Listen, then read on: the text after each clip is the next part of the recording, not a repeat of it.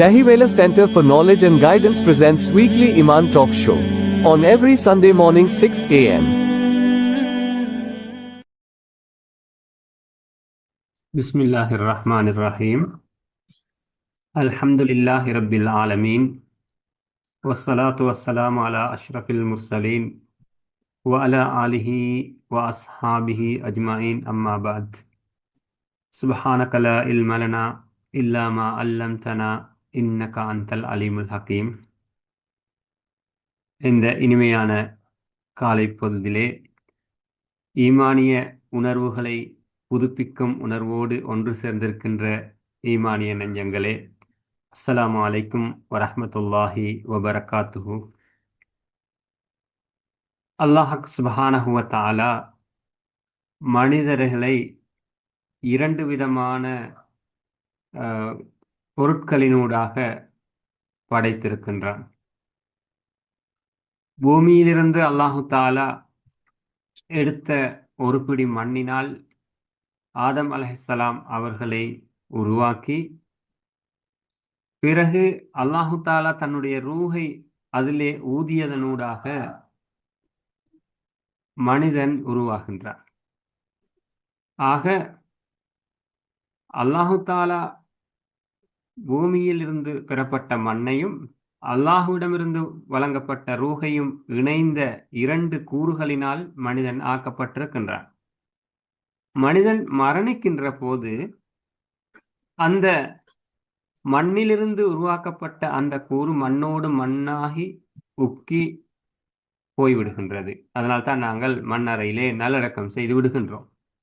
அதே நேரம் அல்லாஹு தஆலாவிடமிருந்து ஊதப்பட்ட அந்த ரூஹ் ஆலமுல் பர்ஸகை நோக்கி சென்று விடுகின்றது.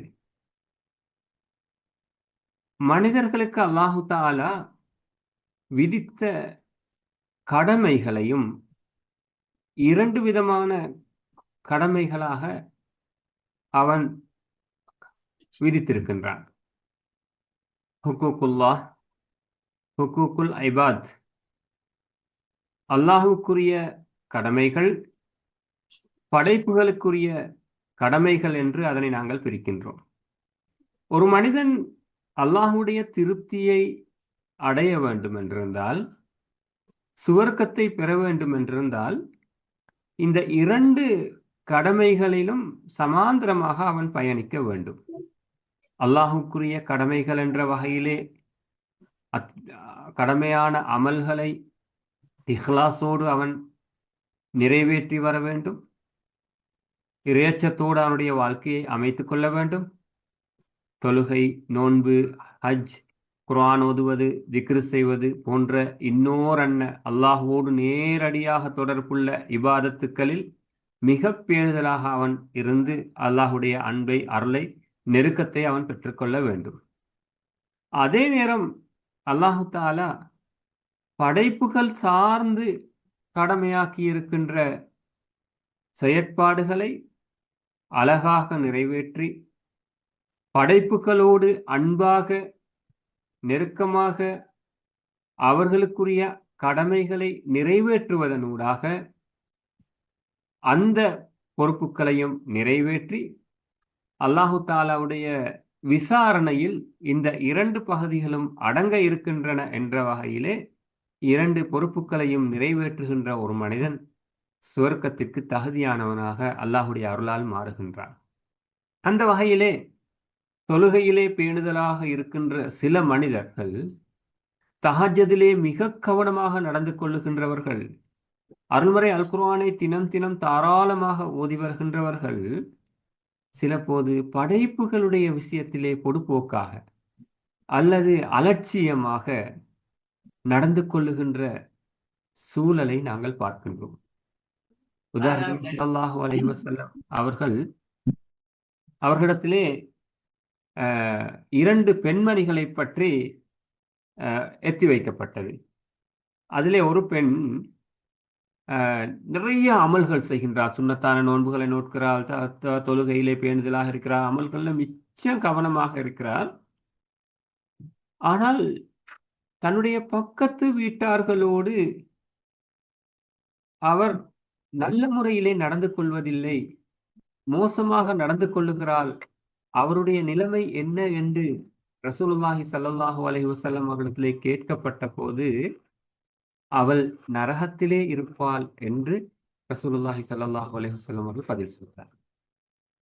இன்னும் ஒரு பெண்மணியை பற்றி பேசுகின்ற போது, அவள் சாதாரணமாக கடமைகளை நிறைவேற்றுகின்றாள், பரலான அமல்களை செஞ்சுவிட்டு போதுமாக்கிக் கொள்கின்றாள், பெரிய அளவுல நபிலான அமல்களில் ஈடுபடுவதில்லை. ஆனால் தன்னுடைய பக்கத்து வீட்டாரோடு மிக கவனமாக, பேணுதலாக, அந்யோன்யமாக நடந்து கொள்ளுகிறாள் என்று சொன்னபோது அவள் சொர்க்கத்திலே இருப்பாள் என்று ரசூலுல்லாஹி ஸல்லல்லாஹு அலைஹி வஸல்லம் அவர்கள் சொன்னார்கள். இந்த ஹதீஸ், இந்த சம்பவம் எங்களுக்கு உணர்த்துகின்ற மிகப்பெரிய பாடம், ஒரு மனிதன் இந்த இரண்டு பொறுப்புகளிலும், அல்லாஹுக்குரிய கடமைகள், படைப்புகளுக்குரிய கடமைகள், இரண்டிலும் ஒன்றை மாத்திரம் முழுமையாக நிறைவேற்றுவதனூடாக இறை திருப்தியை அடைந்து கொள்வது சாத்தியமில்லை. சொர்க்கத்தை பெற்றுக்கொள்வதற்கான வாய்ப்பு குறைவு. அப்ப இரண்டு பொறுப்புகளையும் நிறைவேற்றுவதற்கு அந்த இரண்டு விடயங்களையும் தெரிந்து கொள்ள வேண்டிய நிலையிலே மனிதன் இருக்கிறான். அந்த வகையிலே தான் இன்றைய தலைப்பை நாங்கள் படைப்பாளனுடைய படைப்புகளோடு எங்களுடைய உறவுகளை எப்படி அமைத்து கொள்ள வேண்டும் என்ற விடயத்தை எனக்கும் உங்களுக்குமாக நினைவுபடுத்துவதற்கு பொருத்தமாக இருக்கும் என்று நினைக்கின்றேன். நாங்கள் எல்லோரும் பொதுவாக பாடமாக்கி இருக்கின்ற எங்கள் எல்லோருக்கும் பரிச்சயமான ஒரு சிறிய சூறா தான் சூரத்துல் மாஊன். 5 வசனங்களை கொண்ட ஒரு சிறிய சூறா. அரஐத்தல்லதி யுகஸ்ஸிபு பித்தீன். அல்லாஹு தஆலா மறுமை நாளை பற்றி பேசுகின்ற போது, மறுமை நாளை பொய்ப்பிக்கின்றவர் யார் என்று உங்களுக்கு தெரியுமா என்று ரசூலுல்லாஹி ஸல்லல்லாஹு அலைஹி வஸல்லம் அவர்களை பார்த்து கேட்கின்றார். மறுமை நாளை பொய்ப்பிக்கின்ற மனிதன் யார் என்று உங்களுக்கு தெரியுமா? மறுமை நாளை பொய்ப்பிக்கின்றதே சின்ன விஷயம் இல்லை என்றால் எங்களுக்கு தெரியும். 6 விஷயங்களை கொண்டு நாங்கள் ஈமான் கொண்டாக வேண்டும். அப்பதான் ஒருவருடைய ஈமான் பூர்த்தியாகும். ஆமன்து பில்லாஹி வ மலாயிகத்திஹி வ குதுபிஹி வ ரசூலிஹி வல் யௌமில் ஆஹிரி வல் கத்ரி கைரிஹி மினல்லாஹி தஆலான்னு நாங்கள் சின்ன வயசுல பாடமாக்கி இருக்கிறோம். இந்த 6 விஷயங்களையும் முழுமையாக விசுவாசிப்பது தான் ஈமானுடைய அடிப்படையான அம்சம். அதிலும் குறிப்பாக மறுமை நாளை விசுவாசிப்பது ஈமானுடைய அடிப்படையான விஷயம். அந்த வகையில் மறுமை நாளை பொய்ப்பித்தல் என்பது அவர் ஈமானோட்டு வெளியே வைத்துருவார். இந்த மறுமையை நம்புறன்றது ஒரு அடிப்படையான விஷயம் தானே. அப்ப அல்லாஹு தாலா இங்க கேட்கிறதே மறுமையை பொய்ப்பிக்கின்ற மனிதன் யாருன்னு உங்களுக்கு தெரியுமா என்று கேட்டுட்டு, அல்லாஹு தாலா நேரடியாக இங்கே அல்லாஹ்வோடு சார்ந்த இபாதத்துக்களை, தொழுகையை, ஹஜ்ஜை, நோன்பை பேசவில்லை. மாற்றமாக இந்த இடத்திலே படைப்புகள் சார்ந்த சில செயற்பாடுகளை, விடயங்களை ஞாபகப்படுத்துகின்றார். ஃபஸாலிகல்லதி யதுஉல் யதீம். மறுமை நாளை பொய்ப்பிக்கின்ற அந்த மனிதன் அனாதைகளை விரட்டுகின்றான், விரட்டக்கூடிய மனிதனாக இருக்கிறான் என்று அல்லாஹ் தஆலா சொல்கின்றான். அப்ப மறுமையை பொய்ப்பிக்கின்ற மனிதர்களுக்கு அல்லாஹு தஆலா சொல்லுகின்ற முதலாவது உதாரணம், அவன் அனாதைகளை விரட்டுகிறான். அப்ப அனாதை என்றா யாரு? எங்கட சமூகத்துல, எங்கட கிராமத்துல பெற்றோரை இழந்து அரவணைப்புக்காக ஏங்குகின்ற, தேவைகளுக்காக வாடுகின்ற யாரோ சில சிறுவர்கள், அவர்களை அரவணைக்காதவர்கள், சில நேரம் எங்களுக்கு எந்த விதத்திலும் உறவு இல்லாதவர்களாக ஊர்ல எங்கோ இருக்கின்றவராக இருப்பார். அப்ப அப்படியான ஒரு அனாதையை அரவணைக்க தவறுகின்ற மனிதர், புறக்கணிக்கின்ற மனிதர் மறுமையை பொய்ப்பிக்கின்றவராக, ஈமான் இல்லாதவராக அல்லாஹ் தஆலா அறிமுகப்படுத்துகின்றார். ரசூலுல்லாஹி ஸல்லல்லாஹு அலைஹி வஸல்லம் அவர்கள் சொன்னார்கள், நானும் அனாதைகளை ஆதரிக்கின்ற மனிதரும் சுவர்க்கத்திலே இப்படி இருப்போம் என்று தன்னுடைய 2 விரல்களை இணைத்து காட்டினார்கள். அப்ப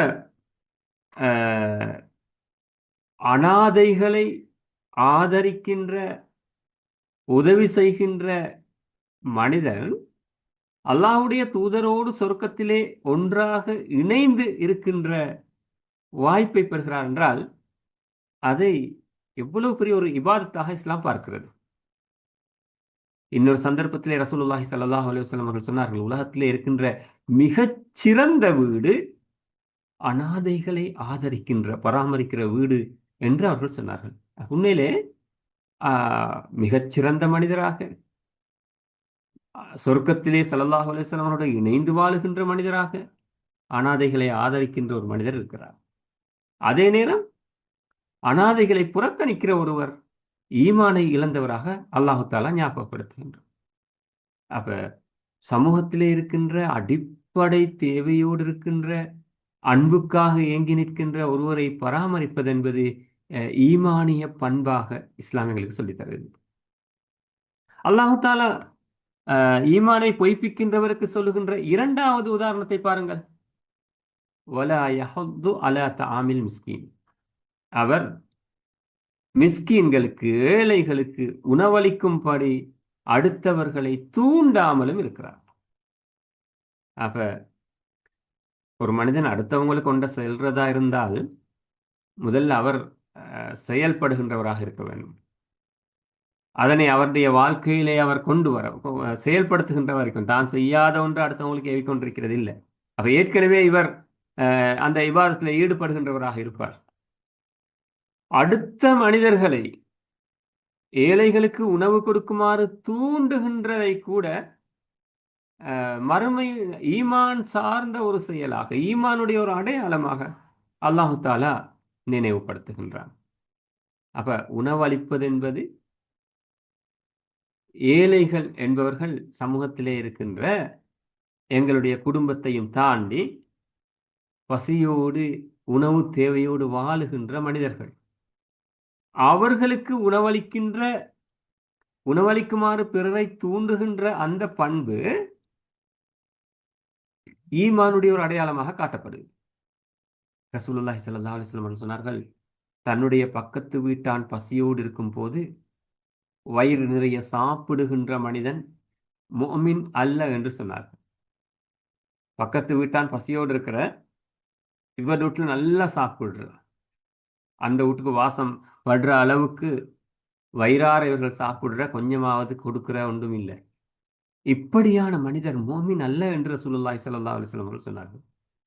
அப்ப நாங்க கஷ்டப்பட்டு நாங்க உழைச்சி எங்கட குடும்பத்துக்காக வேண்டி உழைச்ச செல்வத்துல எங்களுக்கு எங்கட வீட்டுல வயிறார சாப்பிடுறதுக்கு இயலாத ஒரு முஃமினாக இருந்தால் அடுத்த வீட்டான் பட்டினியோடு இருக்கின்ற போது, அங்க அடுப்பெரியாத போது எங்கட வீட்டுல தாராளமாக சமைச்சு சாப்பிட முடியாது. அவர்களையும் கவனிக்க வேணும் என்று இஸ்லாம் வலியுறுத்தது. என்றால் படைப்பாளனுடைய படைப்புகள் அவர்களுடைய துன்பத்திலே பங்கு கொள்வது ஈமானிய செயற்பாடு என்பதை இஸ்லாம் வலியுறுத்துகிறது. இன்னும் ஒரு உதாரணத்தை இந்த சந்தர்ப்பத்திலே நினைவுபடுத்தினால், ரசூலுல்லாஹி ஸல்லல்லாஹு அலைஹி வஸல்லம் அவர்கள் சொன்னார்கள், யார் ஒரு நோயாளியை நோய் விசாரிக்க செல்கின்றாரோ, காலையில் அல்லது மாலையில் நோய் விசாரிக்க செல்கிறாரோ, அவருக்கு 70,000 மலக்குகள் காலையிலே அவர் நோய் விசாரிக்க சென்றால் மாலை வரைக்கும், மாலையிலே அவர் நோய் விசாரிக்க சென்றால் அடுத்த நாள் காலை வரைக்கும் 70,000 மலக்குகள் அவருக்காக துஆ செய்கிறார்கள் என்று ரசூலுல்லாஹி ஸல்லல்லாஹு அலைஹி வஸல்லம் அவர்கள் சொன்னார்கள். அப்ப 70,000 மலக்குகள் துஆ செய்கின்ற ஒரு இபாதத்தாக நாங்கள் நினைத்து கொண்டிருக்கின்ற சில அமல்கள் தாண்டி ஒரு சாதாரண நோயாளியை நோய் விசாரிப்பதனூடாக அல்லாஹு தாலா எங்களுக்கு காட்டி தந்திருக்கின்றார். யோசிச்சு பாருங்க, நோயாளி என்றது யாரு? சில நேரம் எங்களோட குடும்பத்தைச் சேர்ந்தவர்களாக இருக்கலாம், பக்கத்து வீட்டைச் சேர்ந்தவர்களாக இருக்கலாம், அல்லது நாங்கள் வாழுகின்ற ஊர்ல ஏதோ ஒரு மூலையிலே வாழுகின்ற ஒரு சாதாரண மனிதராக இருக்கலாம். அப்படியான ஒரு நோயாளியை நோய் விசாரிக்க செல்வதனூடாக இந்த பாக்கியத்தை பெற்றுக் கொள்கின்றார். அப்ப சில நேரம் பெரியதொரு அல்லாஹ்வோடு சார்ந்த இபாதத்துக்கு கூட இப்படி 70,000 மலக்குகளுடைய பிரார்த்தனையை ரசூலுல்லாஹி ஸல்லல்லாஹு அலைஹி வஸல்லம் அவர்கள் நன்மாராயம் கூறியிருக்க மாட்டார்கள். ஆனால் சமூகத்திலே மிகவும் நலிவடைந்து நோயோடு இருக்கின்ற, அடுத்தவர்களுடைய ஆறுதல் வார்த்தைகளை எதிர்பார்க்கின்ற, சில போது உதவிகளை தேடி நிற்கின்ற, பிரார்த்தனையை தேடி நிற்கின்ற ஒரு மனிதருக்கு 5 நிமிஷம் போய் ஆறுதலாக பேசிட்டு வார என்ற அந்த செயற்பாட்டுக்கு 70,000 மலக்குகளுடைய துவா முழு நாளும் கிடைக்கிறது, ஒரு தடவை அல்ல. இதை நாங்கள் மிக தெளிவாக ஒவ்வொருத்தரும் புரிஞ்சு கொள்ள வேண்டும். ஏனென்றால் மறுமையில அல்லாஹு தாலா 3 கேள்விகளை கேட்பான் எல்லாரிடத்திலும். ஹதீஸுல் குத்ஸில வருது, யா இபாதி, என்னுடைய அடியானே, நான் பசியோடு இருந்தேன், நீ எனக்கு சாப்பாடு தரலையே என்று அல்லாஹ் தாலா கேட்பான். அப்ப நாங்க துடிச்சு போவோம், யா அல்லாஹ், நீ தான் ரஸாக், உணவளிக்கிறவன், நீ எப்படி பசியில் இருக்கிற, நாங்க எப்படி உங்களுக்கு சாப்பாடு தர என்று தடுமாறி திருப்பி கேட்கிற நேரம் அல்லாஹ் தாலா சொல்லுவான், உன்னுடைய ஊர்ல, உன்னுடைய பக்கத்து வீட்டுல இந்த மனிதன் பசியோடு இருந்தான், நீ அவருக்கு ஒரு நேரம் சாப்பாடு கொடுத்திருந்தால் அங்கே என்னை கண்டு கொண்டிருப்பாய் என்று அல்லாஹ் தாலா சொல்லுவான். அப்ப நான் நேரத்தோட சொன்ன அந்த உணவளிக்கின்ற விஷயத்தோடு இது தொடர்பாகுது. என்னுடைய அடியானே, நான் தாகத்தோடு இருந்தேன், நீ எனக்கு தண்ணி தரலையே. அப்பதான் மனிதன் திருப்பி நாங்க கேட்போம், யா அல்லாஹ், நீ எல்லாருக்கும் மழையை பொழிவிக்கிறது, தண்ணியை தாரது, தாகம் தீர்க்கிறது நீ. அப்பதான் அல்லாஹ் சொல்லுவான், உன்னுடைய பக்கத்து வீட்டுல, உன்னுடைய ஊர்ல தண்ணீர் தேவையோடு இருந்த மனிதர்களுக்கு நீ கொஞ்சம் தண்ணீர் கொடுத்திருந்தால் அங்கே என்னை கண்டு கொண்டிருப்பாய்.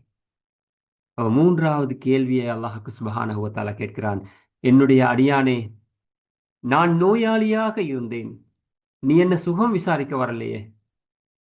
அப்பதான் மனிதர் தடுமாறி கேட்பான், யா அல்லாஹ், நீ நோய் நிவாரணம் கொடுப்பவன், நோயை கொடுப்பவன், குணப்படுத்துபவன், உன்னை நாங்கள் எப்படி என்று கேட்கிற நேரம் தான் அல்லாஹ் சொல்லுவான், உன்னுடைய ஊர்ல, உன்னுடைய பக்கத்து வீட்டுல, உன்னுடைய சொந்தத்துல இப்படியான நோயாளிகள் இருந்தார்கள், அவர்களை போய் நோய் விசாரித்திருந்தால், நலம் விசாரித்திருந்தால் நீ அங்க என்ன கண்டிருப்பாய் என்று அல்லாஹு தாலா கூறுவதாக ரசூலுல்லாஹி ஸல்லல்லாஹு அலைஹி வஸல்லம் அவர்கள் சொன்னார்கள். சகோதரர்களே, அப்ப விசாரணையில் கூட இந்த 3 விஷயங்களையும் அல்லாஹ் தாலா அடக்கி வைத்திருக்கிறார். அடுத்தவர்களுக்கு உதவி செய்வது சார்ந்த 3 விஷயங்கள்: சாப்பாடு கொடுப்பது, தண்ணீர் கொடுப்பது, நோய் விசாரிப்பது. அப்ப ஒரு நோயாளியை நோய் விசாரிக்கின்ற விஷயம் சமூகத்தில் இன்றைக்கு ஒரு சடங்காக, இது ஒரு சம்பிரதாய செயலாக, அல்லது மனிதாபிமானம் சார்ந்த ஒரு செயலாக மாத்திரம் நாங்கள் பார்த்து கொண்டிருக்கிறோம். அது ஒரு அடுத்தவர்கள் குறை நினைக்கப்படான்றதுக்காக வேண்டி, அல்லது ஒரு மனித பண்போடு சார்ந்த ஒரு விஷயம் என்ற உணர்வோட இதை செஞ்சுட்டு போற மனிதர்கள் இருக்கிறார்கள். இது ஒரு இபாதத்தாக, இபாதத்திலும் ஒரு உச்சக்கட்ட, அதாவது 70,000 மலக்குகளுடைய துஆ சார்ந்த இபாதத்தாக, மறுமையில கட்டாயம் அல்லாஹ் விசாரிப்பான் என்கிற விஷயம் சார்ந்த ஒரு இபாதத்தாக நாங்கள் பெரும்பாலும் யோசிக்கிறது இல்லை. அப்படி யோசிக்கிறேன்னு சொன்னால் ஊரில் ஒரு நோயாளியை விட்டுருக்க மாட்டோம்.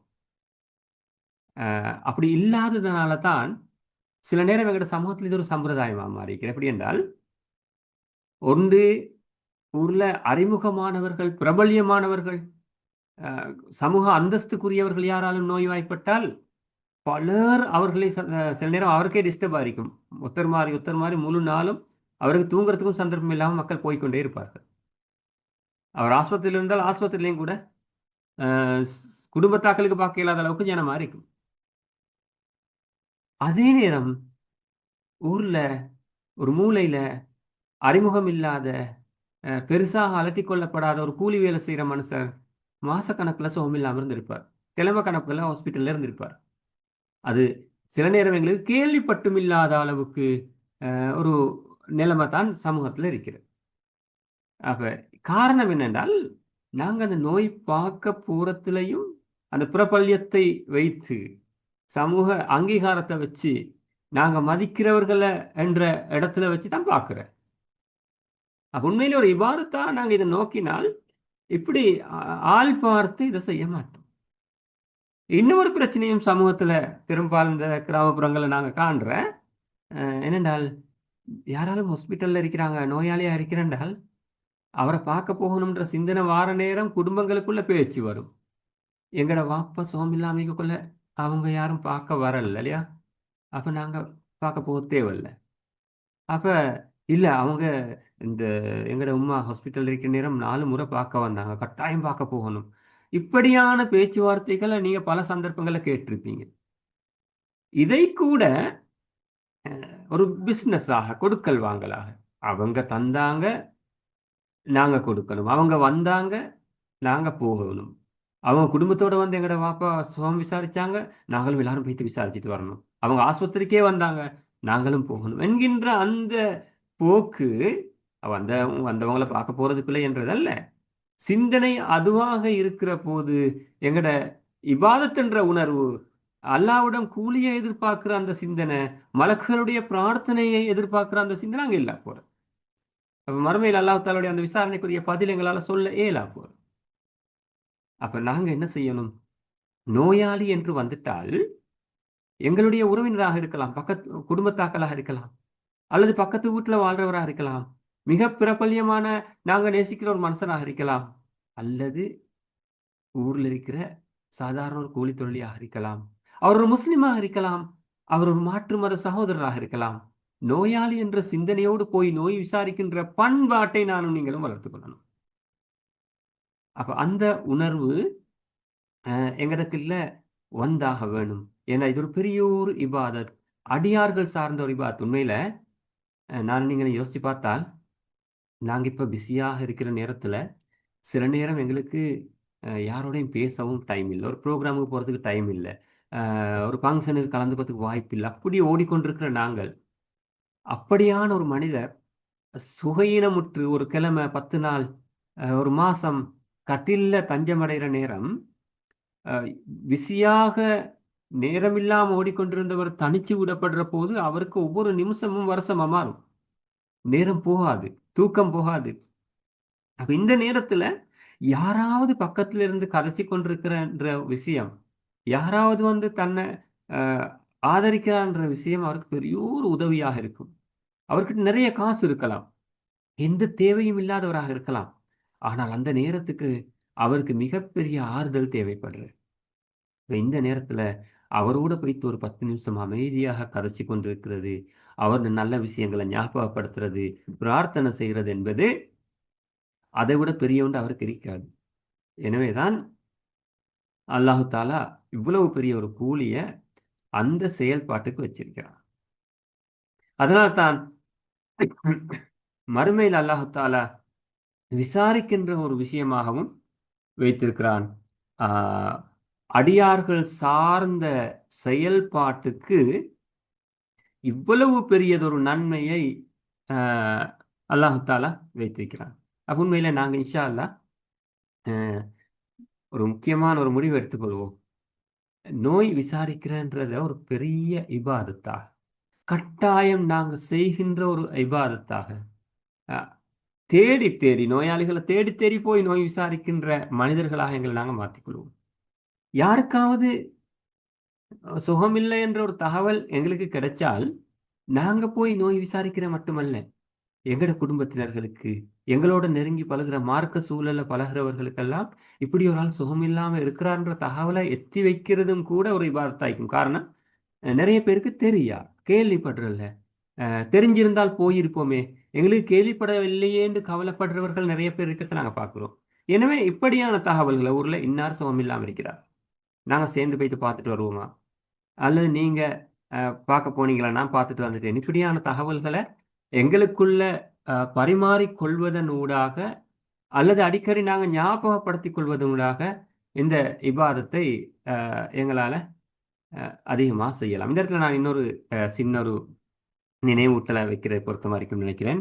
சில நேரங்கள்ல நாங்கள் எங்களோட குடும்ப உறவுகள் ஆஸ்பத்திரிகளில் அட்மிட் பண்ணப்பட்டிருக்கிற நேரம் பார்க்க போற எங்களோட சமூகத்தை பொறுத்த வரைக்கும் எங்களுக்கு தெரியும், நாங்கள் 3 நேரமும் எப்படியாவது போய் ஹாஸ்பிட்டலில் பார்க்குறது. எங்கடாக்கள் பொதுவாக ஆஸ்பத்திரி சாப்பாடுகளில் இன்ட்ரெஸ்ட் இல்லை, வீட்டால் கொண்டு போகிற ஒருத்தரை தாண்டி பலரும் அந்த நோயாளிகளை போய் பார்க்குறன்ற ஒரு கலாச்சாரம் எங்களோட சமூகத்தில் தொன்று தொட்டு இந்துவார். ஆனால் சில சகோதரர்கள், குறிப்பாக மாற்று மத சகோதரர்கள் இருக்கிற அப்படியான ஒரு கலாச்சாரம் இல்லை. சில தோட்ட பகுதியிலிருந்து சிலர் வந்திருப்பார்கள் ஆஸ்பத்திரிகளுக்கு. கிராமப்புறங்கள்லேருந்து வந்திருப்பார்கள். வந்தால் அவர் டிக்கெட் வெட்டி கொண்டு போகிறது தான், இல்லாட்டி எப்பயாலும் ஒருக்கா வீட்டிலேருந்து யாரும் வருவார்கள், ஆஸ்பத்திரியில் சாப்பாட்டை நம்பி வாழ்வார்கள். அஹ், இப்படியான நேரத்தில் நாங்கள் எங்கட நோயாளிய சில நேரம் நாங்கள் 4 பேர் சேர்ந்து எங்கட நோயாளியிட கட்டில சூழ்ந்து கொண்டு நாங்கள் பேசிக்கொண்டு ஒரு மணித்தியாலத்தையும் கழிக்கிற நேரம், அந்த யாருமே பார்க்க வராத அந்த சகோதரர்கள் ஒரு வகையான ஏக்கத்தோடு பார்த்து கொண்டிருப்பார்கள். எங்கள் வீட்டிலேருந்து யாரும் வந்தால் இவங்களோட கதைச்சிட்டு இருந்திருக்கலாமே என்ற உணர்வு எல்லாம் இருக்கலாம். எனவே நாங்கள் போகிற நேரங்களில் கொஞ்சம் ஒரு 5 நிமிஷத்தை ஒதுக்கி அந்த அப்படியான யாருமே வராத, எங்களை பார்த்தா விளங்கும் அந்த வார்டில் 20 கட்டில் இருந்தால் 18 கட்டிலில் சுற்றி குடும்பத்தா கழிக்கிறாங்க. ஒரு 2 கட்டிலுக்கு பக்கத்தில் யாருமே இல்லை. அவங்களோட முகத்தை பார்த்தாலும் விளங்குது. கொஞ்சம் வங்கின வைத்து அவரோட ஒரு பேரை கேட்டு என்ன வருத்தம் என்று கேட்டு ஒரு 4 வார்த்தை ஆறுதல் சொல்லி பேசிட்டு இருக்கிறதால எங்களுக்கு ஒரு குறையும் ஏற்படாது. ஆனால் அவருக்கு ஒரு சந்தோஷம் ஏற்படும். காலை நேரத்தில் நாங்கள் சில நேரம் தேநீர்கள் எடுத்துக்கொண்டு போவோம் எங்கிற நோயாளிக்கு. கொஞ்சம் கூடுதலாக பிளாஸ்கில் டீயை ஊற்றிட்டு போகிறோம்.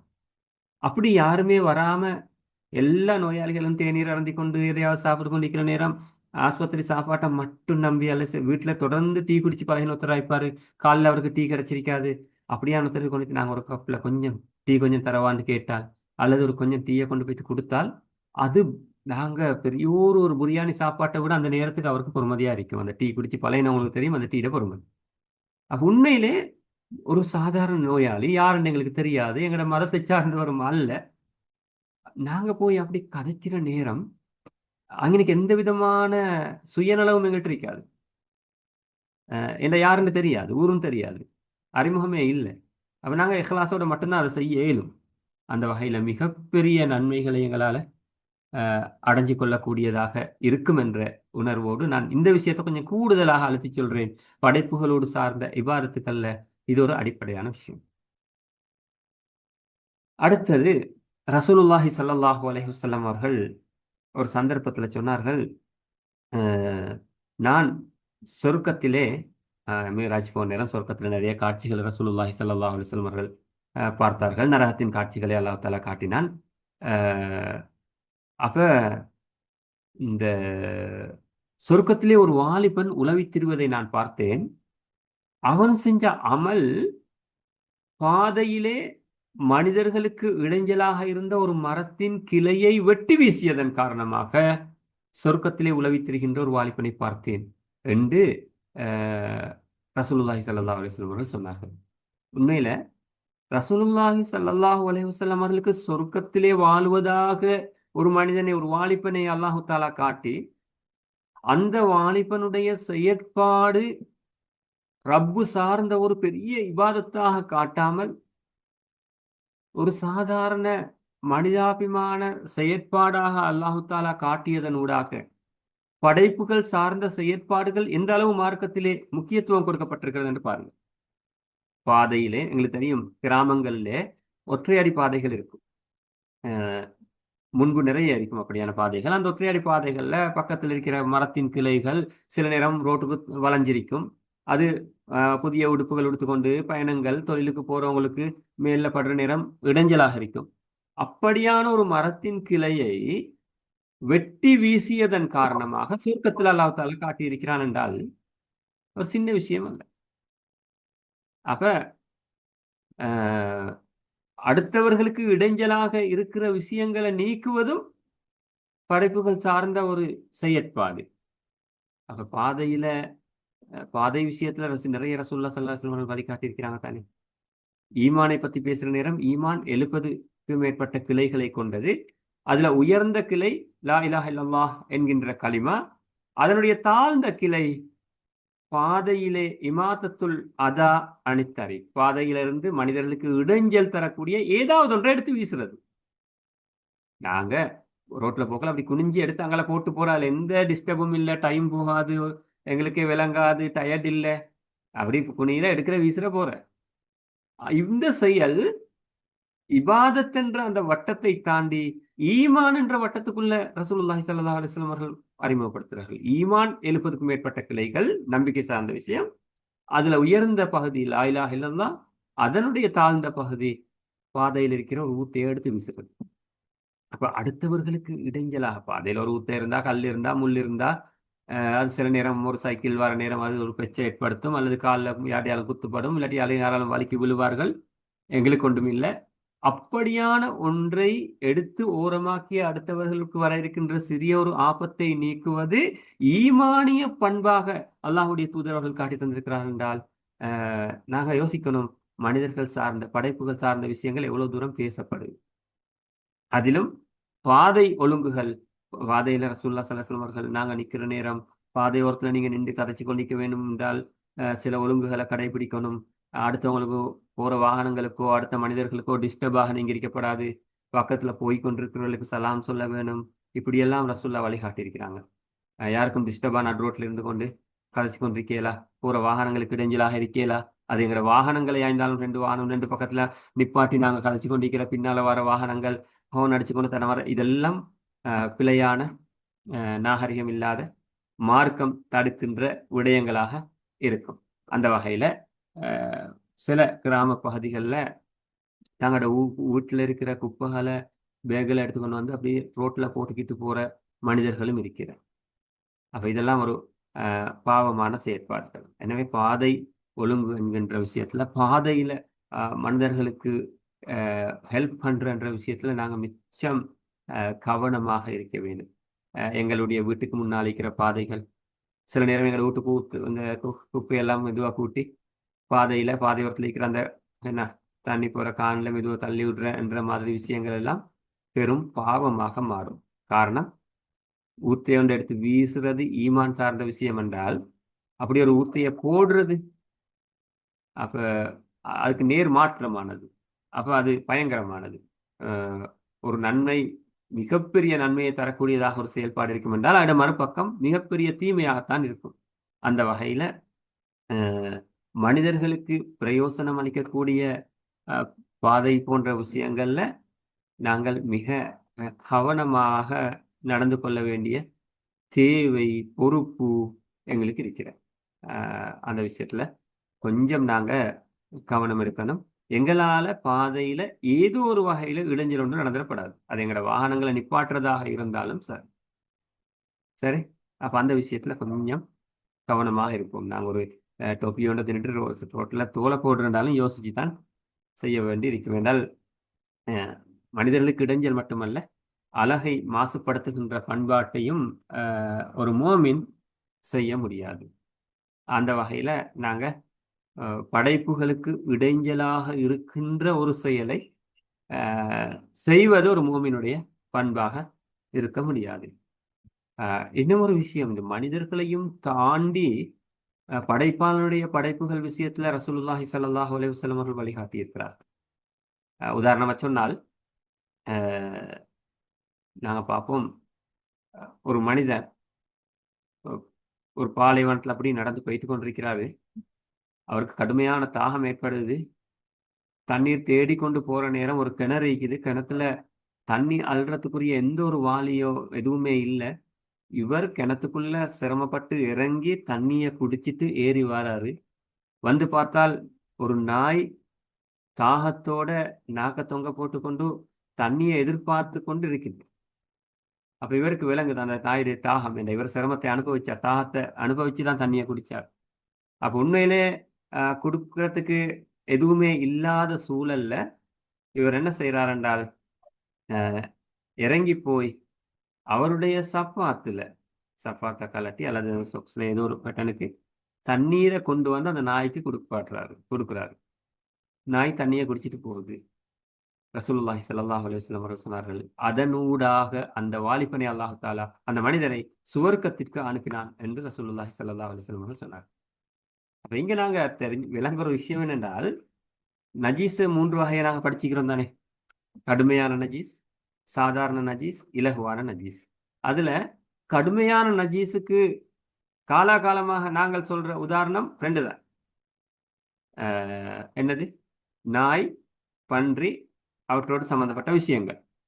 இவைதான் கடுமையான நஜீஸ். மற்ற எல்லாம் சாதாரண மற்றும் இலகுவான நஜீஸ்ல இருக்கும். உலகத்தில் இருக்கிற எல்லா நஜீஸும். அப்ப கடுமையான நஜீஸ் என்று இது 2 தானே. அப்ப அதுல ஒன்று நாய். அந்த கடுமையான நஜீஸ் என்று இஸ்லாம் சொல்லுகின்ற அந்த நாய் எங்கட ஒன்றுல பாத்திரத்துல வாய் விட்டால் 7 தடவை கழுவ வேணும் என்ற அளவுக்கு நஜீஸாக காட்டுகின்ற அஹ், அப்படியான ஒரு நாயை வளர்க்குறவரோட வீட்டுக்கு மலக்குகள் வர மாட்டார்னு சொல்ற அளவுக்குள்ள ஒரு விஷயத்துல அந்த நாய்க்கு சொட்டு தண்ணி கொடுத்ததால மட்டும் சொர்க்கம் போறேன்றால் படைப்புக்கள் விஷயத்துல எந்த அளவு இஸ்லாமியர்களுக்கு வழிகாட்டுறது என்பதை புரிஞ்சுக்கொள்ள இயலும். அப்ப மனிதர்கள் மாத்திரமல்ல அல்லாஹ்வுடைய படைப்புகள், புழு பூச்சிகள் உட்பட்ட தாவரங்கள் மரங்கள் உட்பட அனைத்திலும் அன்பு செலுத்துகின்றவனாக ஒரு மோமின் வாழ்வான். அந்த வகையில தான் அப்படியான ஒரு நஜீஸான மிருகத்துக்கு தண்ணீர் கொடுத்ததனூடாக அல்லாஹ் தாலா சொர்க்கத்தை கொடுத்தார். இன்னொரு பெண்ணுடைய விவகாரம் ஹதீஸ்ல வருது.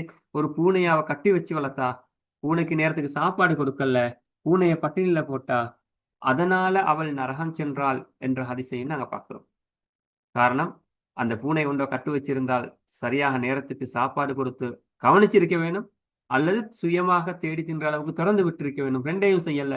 எனவே அந்த பெண் நரகம் ஒரு ஒரு நாய் ஒரு மனிதன் சொர்க்கம் போறதுக்கு காரணமாகவும், ஒரு பூனை ஒரு பெண்மணி நரகம் போறதுக்கு காரணமாகவும் அமைகிறது என்றால், அல்லாஹ்வுடைய படைப்புகளில் அனைத்து உயிரினங்களும் கண்ணியத்துக்குரியவைகள், நாங்கள் மதிக்க வேண்டியவைகள், அவற்றிற்குரிய கடமைகளை பொறுப்புகளை நிறைவேற்றுவதற்கு தேவையானவைகள் என்ற விஷயத்தை நானும் நீங்களும் இந்த சந்தர்ப்பத்தில் புரிஞ்சுக்கணும். எல்லா உயிரினங்களும் நேசிக்கப்பட வேண்டியவைகள்.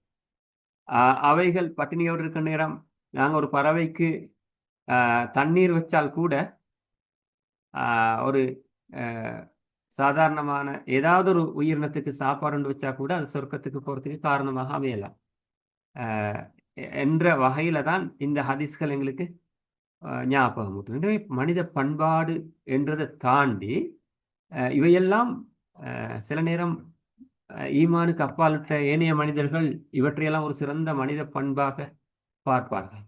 நாங்கள் அந்த மனித பண்புன்றத்தையும் தாண்டி இறை கட்டளையாக, இபாதத்தாக, சொர்க்கத்திற்குரிய ஒரு அம்சமாக பார்க்க வேண்டிய தேவை இருக்கிறது. எனவே நாங்கள் இபாதத்தென்று பள்ளிவாசல்ட 4 மூலைகளுக்குள் 4 சுவர்களுக்கு மத்தியில் செய்கின்ற செயற்பாடுகள் மாத்திரம் எங்களை சொர்க்கத்துக்கு கொண்டு போய் சேர்க்க போறதில்லை.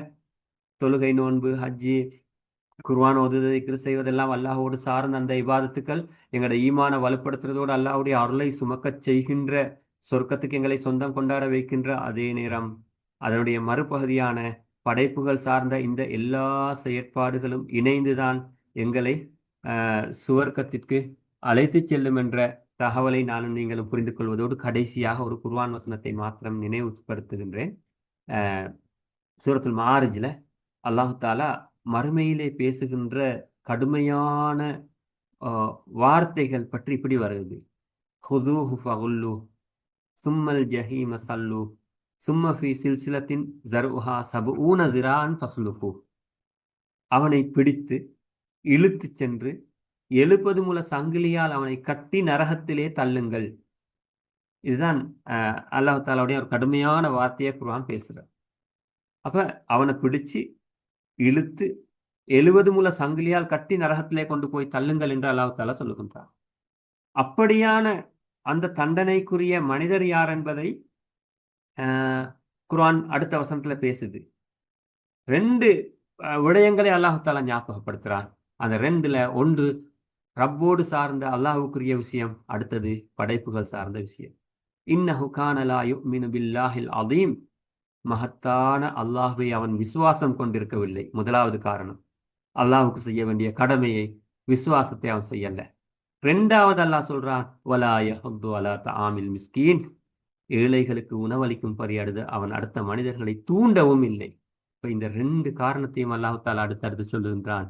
அல்லாஹுக்கு செய்ய வேண்டிய அடிப்படையான கடமையையும் செய்யல, படைப்புகளுக்கு செய்ய வேண்டிய ஒரு முக்கியமான கடமையையும் செய்யல. எனவே அவனை நரகத்துல கொண்டு போய் தள்ளுங்கள் என்று குர்ஆன் பேசுகிறது. எனவே சகோதரர்களை, இந்த குர்ஆன் வசனத்தினூடாக நாங்கள் அல்லாஹுக்கு செய்ய வேண்டிய இபாதத்துக்களில் மிக கவனமாக, பேணுதலாக, இஹ்லாஸோடு, இறையச்சத்தோடு செயல்படுகின்ற அதே நேரம் உலகத்திலே நாங்கள் வாழுகின்ற இந்த சமூகத்தோடு படைப்புகளோடு அந்த படைப்புகள் என்ற வகையிலே எங்களுடைய பெற்றோர்கள் குடும்ப உறவினர்கள் சகோதரர்கள் உடன் பிறந்தவர்கள் எங்களுடைய பக்கத்து வீடுகளிலே வாழுகின்றவர்கள் எங்களோடு இணைந்து தொழில் புரிகின்றவர்கள் எங்களுடைய கிராமத்திலே வாழுகின்றவர்கள் முஸ்லிம்கள் முஸ்லிம் அல்லாதவர்கள் எங்களுக்கு பக்கத்தில் இருக்கின்ற அண்டி வாழுகின்ற உயிரினங்கள் எல்லாவற்றின் மீதும் அன்பு செலுத்தி அவற்றிற்குரிய கடமைகள் பொறுப்புகளையும் நிறைவேற்றுவதனூடாக அல்லாஹு தாலாவுடைய அருளை பெற்று மறுமையிலே மேலான சுவர்க்கத்தை அடைந்து கொள்ள அல்லாஹுக்கு சுப்ஹானஹு வ தஆலா எங்கள் அனைவருக்கும் அருள் பாலிப்பானாக. வஆஹிரு தஅவானா அனில் ஹம்துலில்லாஹி ரப்பில் ஆலமீன். அஸ்ஸலாமு அலைக்கும் வரஹ்மத்துல்லாஹி வபரகாத்துஹு.